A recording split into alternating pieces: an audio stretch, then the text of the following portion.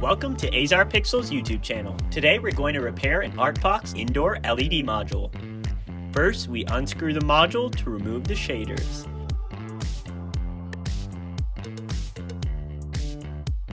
Next, we use hot air to remove the bad pixel. Then, we test the main PCB to check the condition of the pixel pad. Each pixel has 4 connections we need to inspect.